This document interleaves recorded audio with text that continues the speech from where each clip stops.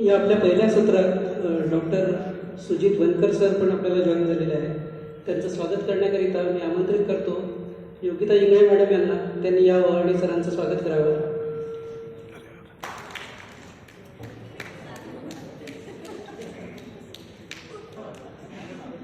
तदनंतर शोध निबंध वाचण्यासाठी मी आमंत्रित करतो प्राध्यापिका सरोज चौधरीवाडी मॅडम यांना.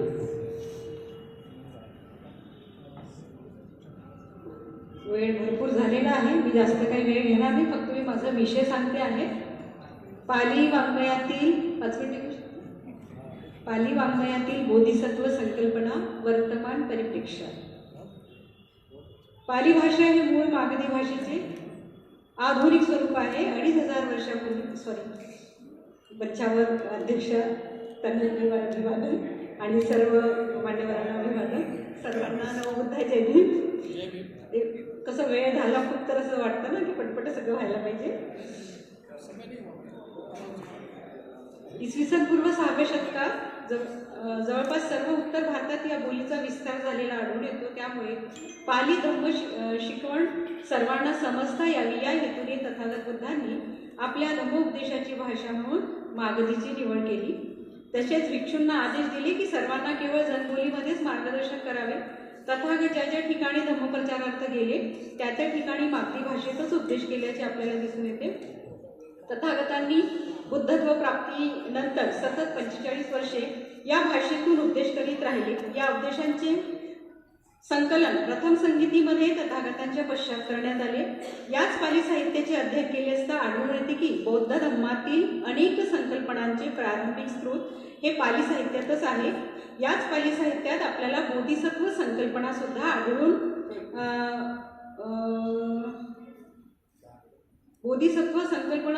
येते की बौद्ध धम्मातील संकल्पनांचे प्रारंभिक स्रोत हे पाली साहित्यच आहे. याच पाली साहित्यात आपल्याला बोधिसत्व संकल्पना सुद्धा आढळून येते.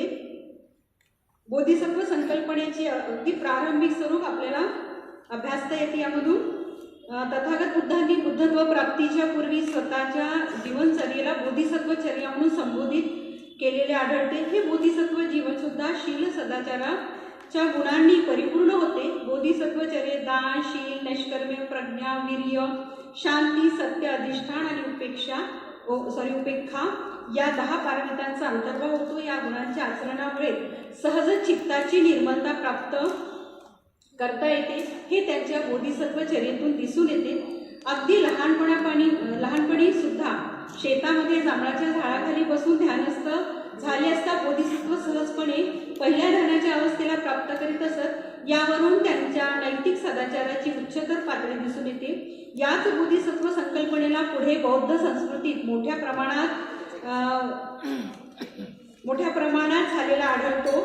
महायान संप्रदाय याच बोधिसत्व संकल्पनेच्या आधाराने विकसित झालेला आढळतो. स्वतःच्या बुद्धत्व प्राप्तीपूर्वी समग्र जीवांना मुक्त करण्याचा संकल्प बोधिसत्व करताना दिसतात. याबरोबरच स्वतःच्या आणि इतरांच्या कल्याणाची भावना ही बोधिसत्व संकल्पनेची मूळ भावना ठरली. आधुनिक काळात या बोधिसत्व सिद्धांताच्या आधारानुसार सर्वांच्या कल्याणाचा विचार करीत त्यांना धम्म मार्गावर स्थित करण्याचा विचार करून स्वतःच्या आणि इतरांच्या कल्याणाचा मार्ग प्रशस्त करून महान व्यक्तिमत्व म्हणजे डॉक्टर बाबासाहेब आंबेडकर घेऊन डॉक्टर बाबासाहेब आंबेडकरांच्या उच्चतम मानसिक स्थितीचे आकलन झालेल्या अनेक बौद्ध विद्वज्जनांनी आणि भिक्खू संघांनी बाबासाहेबांना आधुनिक बोधिसत्व म्हणून संबोधिले. यावरून हे स्पष्ट होते की संपूर्ण बौद्ध कालखंड बोधिसत्व ही संकल्पना अतिशय लोकप्रिय होती. या संकल्पनेचे प्राचीन स्वरूप अभ्यासणे हा शोधपत्राचा उद्देश आहे. आणि या शोधपत्रामध्ये बोधी राजकुमार सुत्तामध्ये आलेलं मच्छू निकायातील काही संदर्भ मी यामध्ये घेतलेले आहेत. त्याचबरोबर पासरासी सुत्तामध्ये सुद्धा बोधिसत्व संकल्पनेची व्याख्या आलेली आहे. आणि जे उद्धव रामभक्त आलाकारांकडे वगैरे जे गेले आणि त्यांच्यासोबत जो संवाद झाला त्यांच्याकडून जे ज्ञान घेतलं आणि ते ज्ञान घेतल्यानंतर त्यांचं जे समाधान झालं नाही आणि परत ते स्वतः शोधाच्या मार्गामध्ये निघाले. हे सर्व मी याच्यामध्ये घेतलेलं आहे. नंतर त्यांनी जे कायक्लेश केलेलं होतं. कायक्लेशामध्ये सच्चक सुक्त आलेलं आहे. त्या सच्चक सुक्तामध्ये त्याच्या कायक्लेशविषयीचं वर्णन यामध्ये केलेलं आहे. बोधी राजकुमार सुक्तामध्ये सुद्धा ते आलेलं आहे. त्यानंतर ही बोधिसत्वचर्या बुद्धांची जी होती त्या संदर्भात यामध्ये दिलेलं आहे. यामध्ये या प्रकारे जीर्ण अवस्थेला प्राप्त करून सुद्धा लोकोत्तर ज्ञानाची प्राप्ती होऊ शकली नाही, तेव्हा तथागतांनी या कायक्लेशांच्या मार्गाचा त्याग केला आणि स्वतःच्या साधना पद्धतीने अभ्यास करण्याचा संकल्प केला. एक वेळचे अन्नग्रहण करून सुद्धा परिशुद्ध क्लेशरहित चतुर्थ ध्यानाला प्राप्त करून साधना करू लागले आणि लवकरच त्यांनी अनुत्तर सम्यक संबोधीही प्राप्त केली. अशा प्रकारे बोधिसत्वांच्या अवस्थेचे जीवन आपल्याला पाली साहित्यात बघायला मिळते.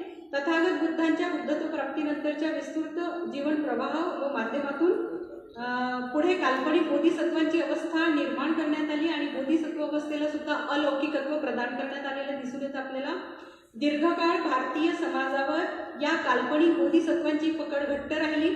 त्यामुळे समाजात भक्तिमार्ग विकसित झाला असे समजले तरी समाजात अलौकिक कर्तृत्व गाजवणारे अनेक महान व्यक्ती सुद्धा उदयास आले आणि आधुनिक काळात असे असामान्य कर्तृत्व गाजवणाऱ्या महाभूतींमध्ये बोधिसत्व डॉक्टर बाबासाहेब आंबेडकर अग्रणी आहेत. त्यांनी भारतीय समाजाला बौद्ध धर्माच्या मार्गावर घेऊन जाण्याचा प्रयत्न केला. याकरिता त्यांनी बौद्ध धर्माचे सखोल अध्ययन आणि चिंतन केले. त्यानंतर लोकांच्या मानसिक परिवर्तनासाठी विविध चळवळी उभारल्या. जन्मजात गुलामगिरीच्या मानसिकता नष्ट करणे या हेतूने विशेष प्रयत्न केले. धम्म चिरकाल राहावा म्हणून भारतीय राष्ट्रध्वजावर धम्मचक्रांचे अंकन केले. भारतीय राज्यघटनेला समता, स्वतंत्रता, बंधुता व न्याय या बौद्ध धर्मातील बौद्धिक तत्वांना स्वीकारले. समाजात शिक्षणाचा प्रचार प्रसार व्हावा म्हणून मुंबई आणि औरंगाबाद शहरामध्ये शैक्षणिक संस्था स्थापन करून सिद्धार्थ महाविद्यालय आणि मिलिंद महाविद्यालय असे बौद्ध संस्कृतीचे अध्ययन केंद्र सुरू केले. बौद्ध धर्माविषयीचे ज्ञान लोकांना सहजपणे प्राप्त करून घेता यावे याकरिता भगवान बुद्ध आणि त्यांचा धम्म या ग्रंथाची रचना केली.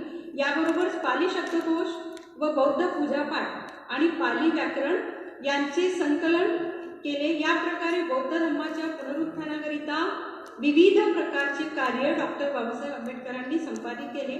आपल्या उच्चतर ज्ञानाच्या बळावर इतिहासाची मीमांसा करीत बौद्ध धर्मच श्रेष्ठत्व जगापुढे राहू शकतो. तसेच आधुनिक काळात साजेशी बौद्ध धर्माची मांडणी बाबासाहेबांनी प्रस्तुत केली. बाबासाहेबांच्या समग्र कार्याचे अध्ययन केल्यास लक्षात येते की त्यांनी आपल्या शीलगुणांवर विशेष लक्ष दिले होते.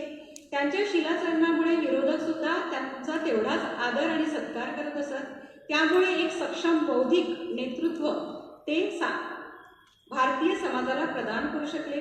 बोधिसत्व अवस्थेतील 10 गुणांचे अर्थात 10 पारमितांचे संमिश्रित स्वरूप बाबासाहेबांच्या जीवनात चरित्रात दिसून येतात.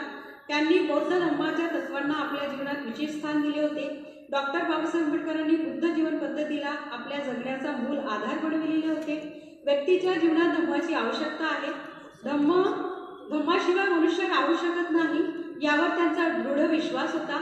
म्हणूनच आपल्या सोबत सर्व समाजाला ते बौद्ध धर्माच्या वाटेवर घेऊन गेले. याकरिता 14 ऑक्टोबर 1956 रोजी त्यांनी आपल्या लाखो अनुयायांसह बौद्ध धर्माचा स्वीकार केला. या माध्यमातून आधुनिक भारतीय समाजात बौद्ध धर्माचे पुनरुज्जीवन घडविण्यात ते यशस्वी ठरले. बाबासाहेबांचे हे समग्र जीवन कार्य त्यांची बोधिसत्वचर्या प्रदर्शित करणारी आहे. ज्या प्रकारे सिद्धार्थ गौतमांनी आपल्या बोधिसत्व अवस्थेत अतिशय कष्ट सोसून ज्ञानाची पराकाष्ठा मांडण्याचा प्रयत्न केला, त्याचप्रमाणे आधुनिक काळात बोधिसत्व डॉक्टर बाबासाहेब आंबेडकरांनी उच्च कोटीचे ज्ञान संपादन करून स्वतःला बौद्ध जीवन पद्धतीमध्ये स्थापित केले आहे. म्हणूनच त्यांना अनेक विद्वानांनी आणि जगातील बौद्ध भिक्खू संघांनी आधुनिक बोधिसत्व म्हणून संबोधित केले. पाली साहित्यात प्रदर्शित बोधिसत्वचर्येचा अंतर्भाव बाबासाहेबांच्या जीवनचरित्रात सुद्धा आढळतो. हे त्यांच्या बोधिसत्व गुणांना प्रदर्शित करणारे एक सूत्र आहे. यावरून पाली साहित्यातील बोधिसत्वाची संकल्पना आजही तेवढ्याच प्रमाणात प्रासंगिक आहे असं दिसून येते. धन्यवाद.